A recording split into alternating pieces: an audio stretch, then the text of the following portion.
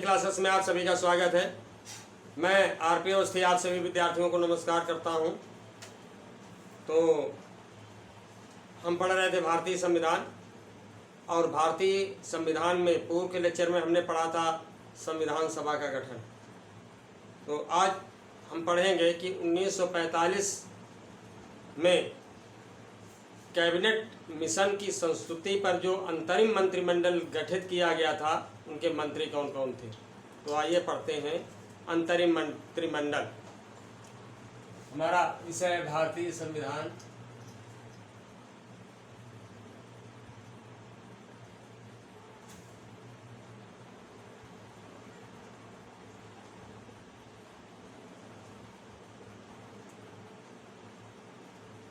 भारतीय संविधान, ठीक है। हमारा टॉपिक है आज का कैबिनेट मिशन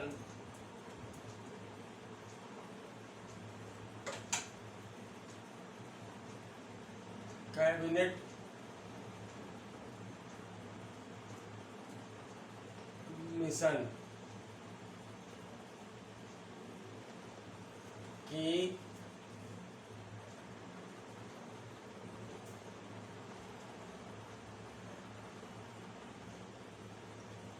संस्तुति पर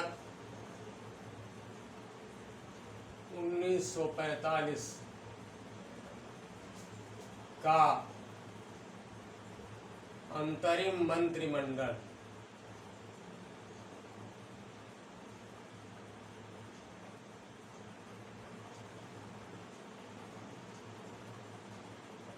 ठीक। अब ये अंतरिम मंत्रिमंडल भी पूछा जाता है, और पहला जो मंत्रिमंडल था 1950 का, उसके मंत्री भी पूछे जाते हैं। ध्यान रखिएगा, दो तरह से सवाल ये पूछे जाते हैं और कन्फ्यूजन उत्पन्न करते हैं। तो याद रखिएगा कि ये अंतरिम मंत्रिमंडल था कैबिनेट मिशन के आधार पर, ठीक है। तो इसके बाद 1947 में हमारा देश आज़ाद हुआ, ठीक। 15 अगस्त 1947 को तब मंत्रिमंडल का गठन हुआ। उस समय का मंत्रिमंडल पूछा जाता है, ठीक है। तो मंत्री और विभाग, ये है हमारा अंतरिम मंत्रिमंडल। तो देखिए कौन कौन से मंत्री थे।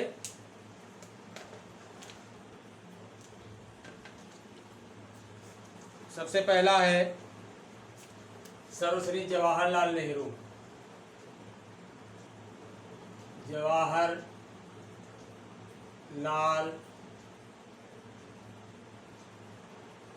नेहरू, ठीक है। इनका विभाग था कार्यकारी परिषद,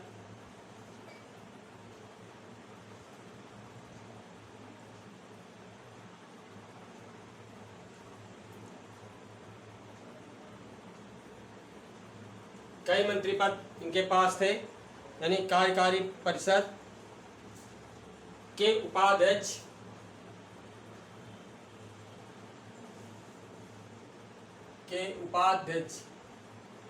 और दूसरा विदेशी मामले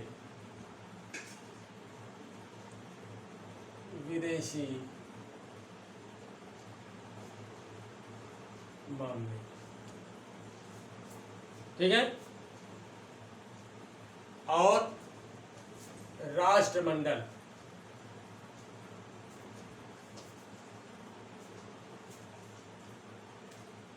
तीन विभाग थे इनके पास, कार्यकारी परिषद के उपाध्यक्ष, विदेशी मामले और राष्ट्रमंडल, ठीक है। इसके बाद जो है सरदार वल्लभ भाई पटेल, दूसरे सरदार वल्लभ भाई पटेल, ठीक। सरदार वल्लभ भाई पटेल, इनके पास था दूरसंचार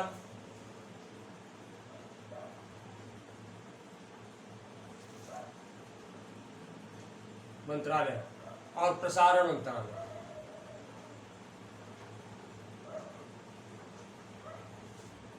दूरसंचार प्रसारण। इसके बाद आते हैं बलदेव सिंह। बलदेव सिंह ये थे रक्षा मंत्री, यानी रक्षा विभाग था इनके अंडर में। और अगले हैं जॉन मथाई।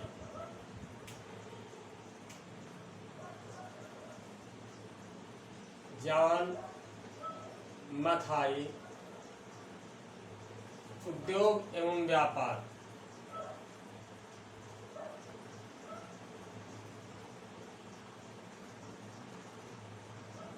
उद्योग एवं व्यापार।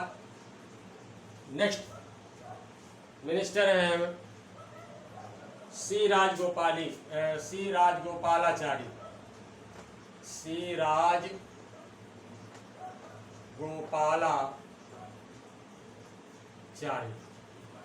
यानी चक्रवर्ती राजगोपालाचारी। सी फॉर चक्रवर्ती, ठीक है। सी राजगोपालाचारी। शिक्षा विभाग।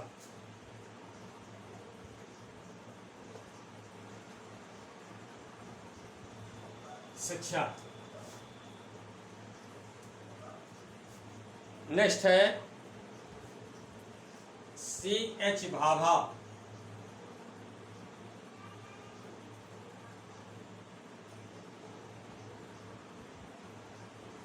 C.H. भाभा कार्य, खान एवं बंदरगाह।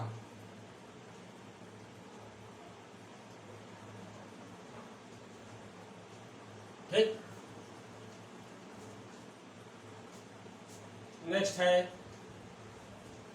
नेक्स्ट मंत्री हैं राजेंद्र प्रसाद। डॉक्टर राजेंद्र प्रसाद।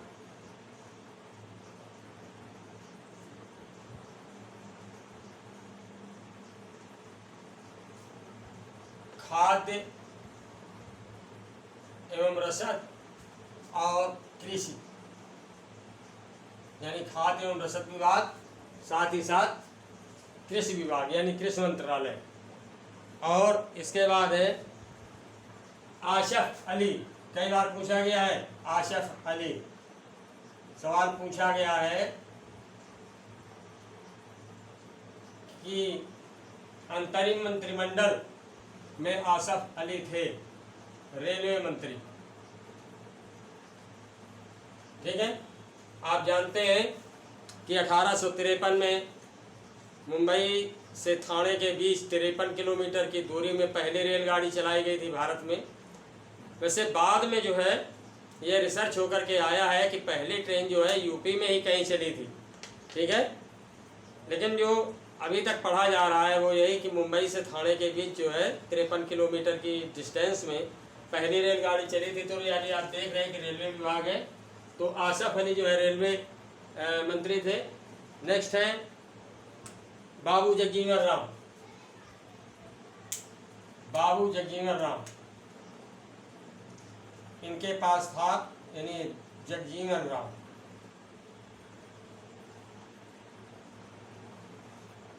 जगजीवन राम ये थे श्रम मंत्री। श्रम मंत्रालय इनके अधीन था। ठीक है, नोट कर लीजिए इसे।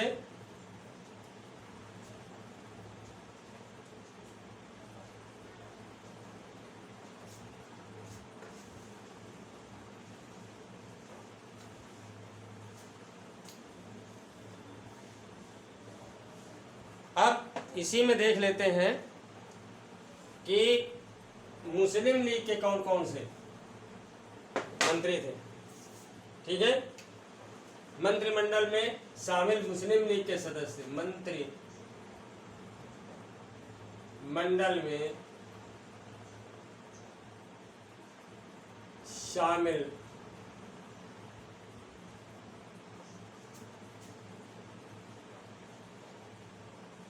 मुस्लिम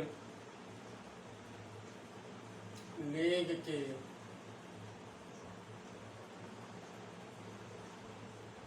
सदस्य। ओके, अब हम देखते हैं मंत्री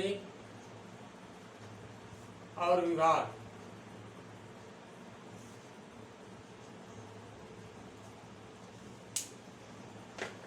अब मंत्री कौन है? लियाकत खां।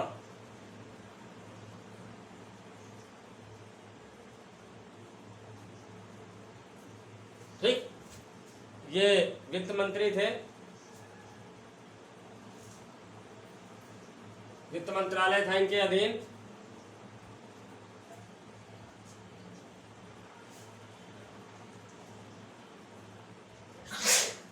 Sorry, I.M. Chundrigar. I.M. Chundrigar. I.M. Chundrigar, sorry यार, I है, I चुंदरीगर। ठीक, I चुंदरीगर, इनके पास था वाणिज्य विभाग, वाणिज्य मंत्रालय था। वाणिज्य का मतलब होता है व्यापार, ट्रेड। ठीक है, और नेक्स्ट है अब्दुल रब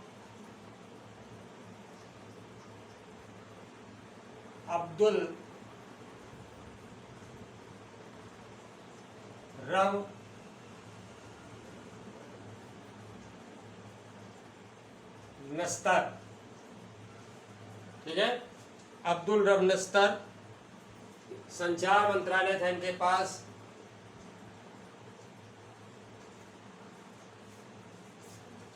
और जोगेंद्र नाथ मंडल,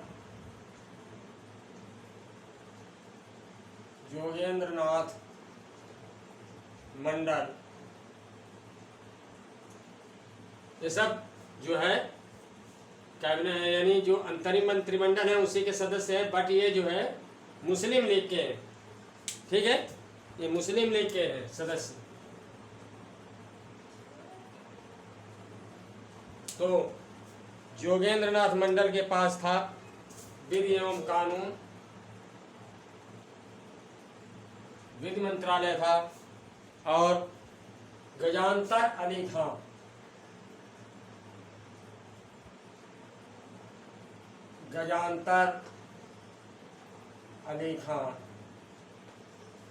इनके पास था स्वास्थ्य मंत्रालय। स्वास्थ्य।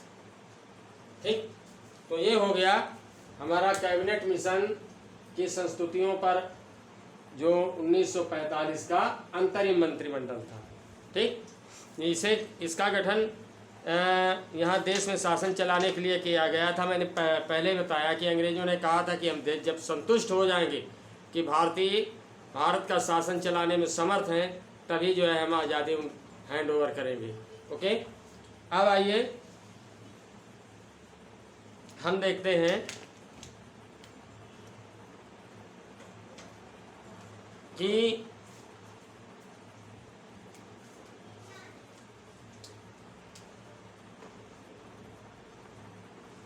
जो हमारा भारतीय संविधान है, तो यानी ये बन करके तैयार हो गया।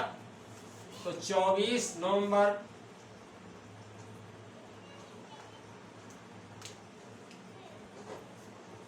1949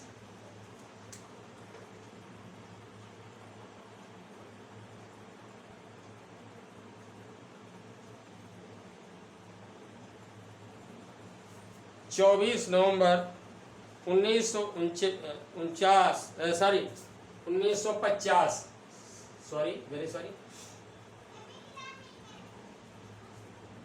24 नवंबर 1950 को संविधान सभा की अंतिम बैठक हुई।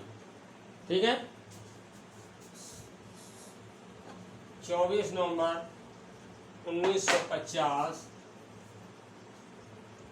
24 नवंबर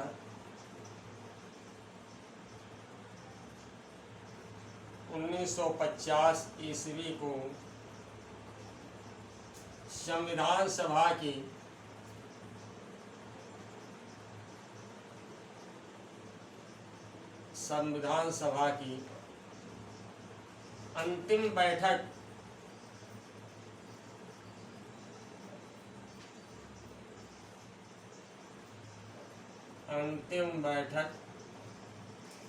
हुई और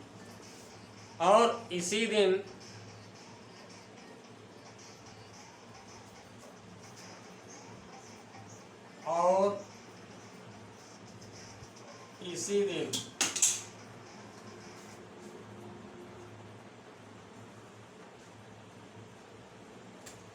संविधान सभा के द्वारा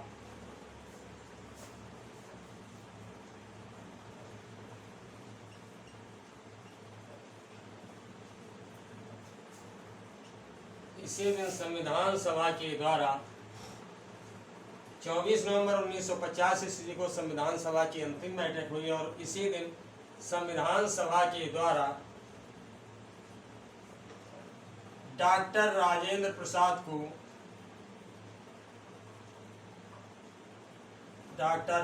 प्रसाद को भारत का राष्ट्रपति चुना गया।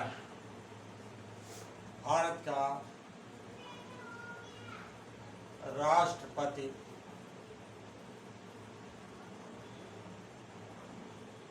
चुना गया। ठीक, तो नोट कर लीजिए इसे।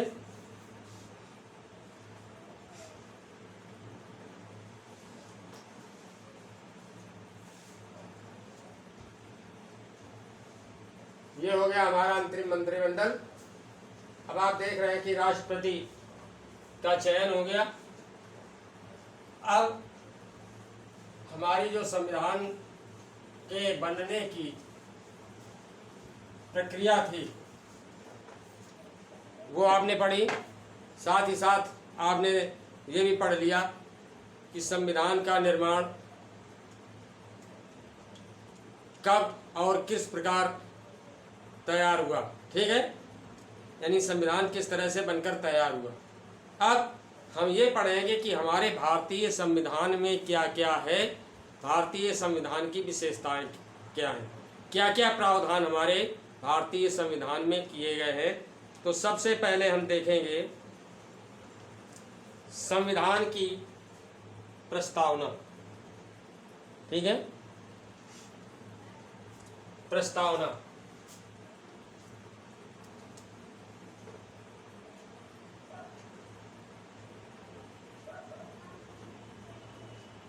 संविधान की प्रस्तावना या उद्देशिका।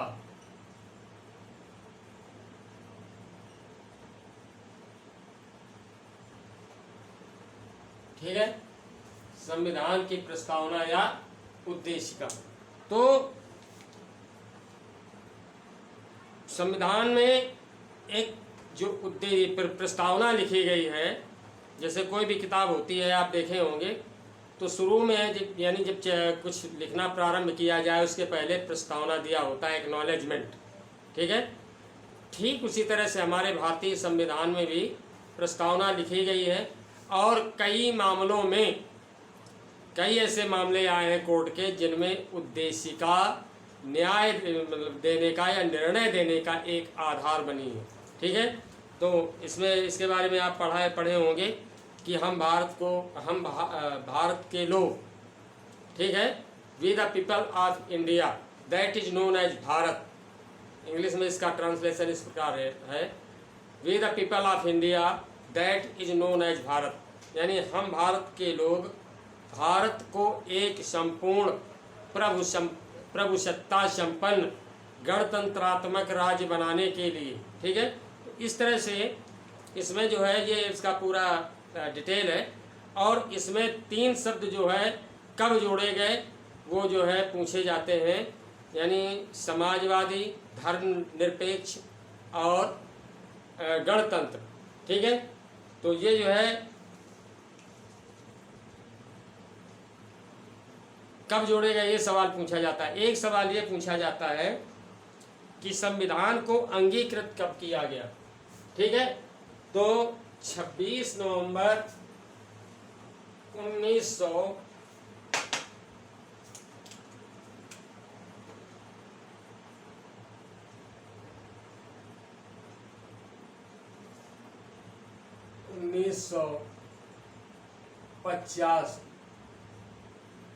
ठीक है, 26 नवंबर 1950 को संविधान सभा द्वारा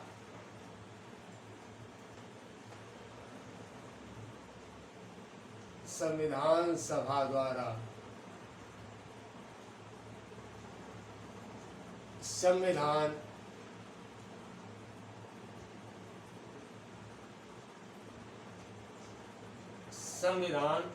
अंगीकृत किया गया।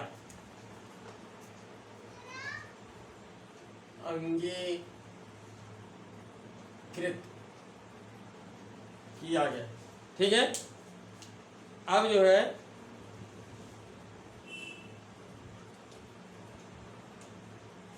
प्रस्तावना को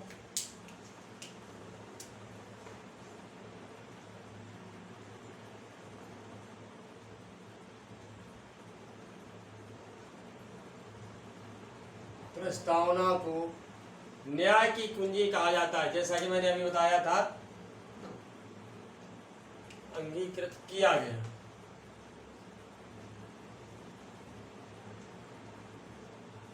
ठीक, प्रस्तावना को न्याय की कुंजी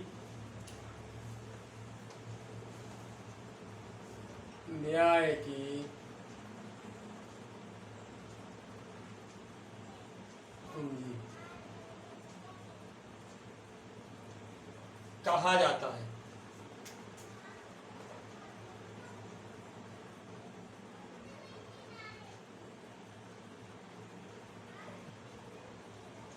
प्रस्तावना को न्याय की कुंजी कहा जाता है।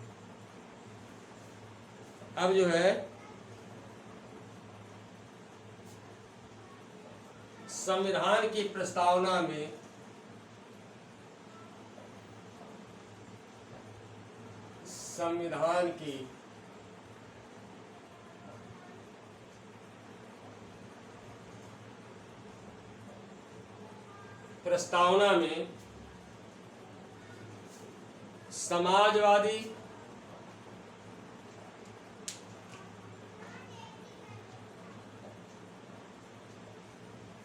समाजवादी पंथ निरपेक्ष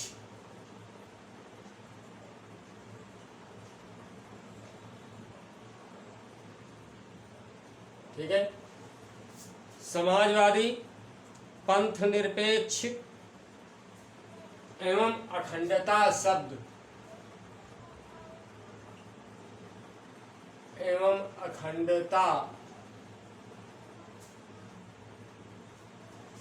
शब्द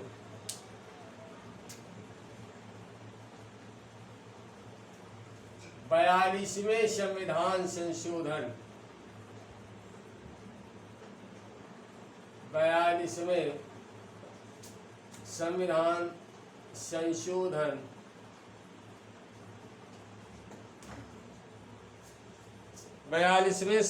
संशोधन के द्वारा 1976 यानी 1976 में जोड़े गए। बड़ा इम्पोर्टेंट पॉइंट है, इससे कई बार सवाल पूछा गया है, याद रखिएगा। मोस्ट इम्पोर्टेंट पॉइंट है, संविधान की प्रस्तावना में समाजवादी, पंथ निरपेक्ष का अर्थ क्या होता है? पंथ मीन्स होता है, वैसे तो पंथ का शाब्दिक अर्थ होता है रास्ता, ठीक है, लेकिन यहाँ पंथ से जो है तात्पर्य धर्म से। धर्म निरपेक्ष अर्थात भारतीय संविधान किसी भी धर्म विशेष को वरीयता नहीं देता है। संविधान की नज़र में सभी धर्म और धर्मानुयायी यानी सभी धर्मों को मानने वाले एक समान हैं। संविधान की श्रेणी में सभी धर्म समान हैं। निरपेक्ष का मतलब होता है तटस्थ, किसी भी धर्म विशेष से मतलब न रखने वाला, ठीक है। यानी जिसकी नज़र में सारे रिलीजन इक्वल हो, बराबर हो, समान हो, ठीक। अब जो है आती हैं संविधान की अनुसूचियाँ। तो